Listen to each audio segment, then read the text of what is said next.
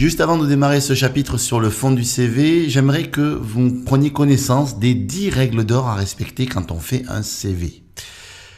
La règle numéro 1, c'est que votre CV doit tenir en une seule page.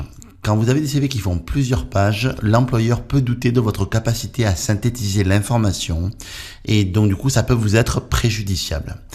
Ensuite, la présentation doit être agréable. Vous faites des puces, des points, vous aérez, vous faites en sorte que ce soit facile à lire et que les gros points permettent de comprendre le CV en un coup d'œil. Ensuite, vous n'utilisez qu'une seule police de caractère.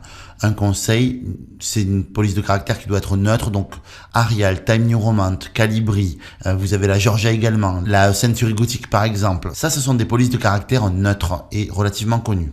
Ensuite, la photo. Moi, je suis un partisan du oui.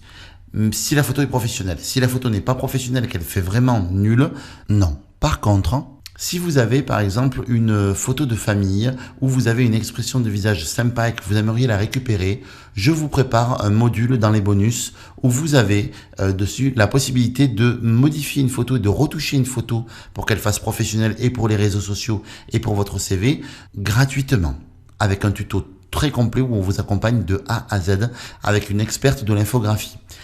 Ensuite, mettez votre objectif en tête du CV. Ça vous donne des points supplémentaires également. Ça, on va le revoir en détail. Après l'objectif, mettez vos compétences ou réalisations principales. Mettre des recommandations, ça vous l'aurez compris, on en a parlé avant dans le module recommandations, c'est vraiment important pour l'employeur et ça le rassure. Ensuite, des exemples de réalisations qui montrent que vous avez été efficient et bon dans votre poste.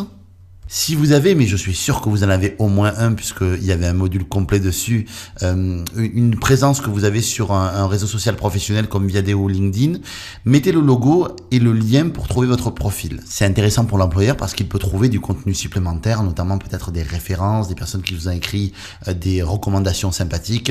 Ça peut être sympa en termes de suppléments et puis aussi, il peut voir aussi s'il y a de la cohérence avec votre CV et ce qui est marqué sur Viadeo ou LinkedIn. Enfin et pour conclure, le conseil numéro 10, pensez à laisser un espace de personnalisation vierge sur votre CV de base, de manière à pouvoir intégrer les informations de l'entreprise que vous avez glanées sur le web.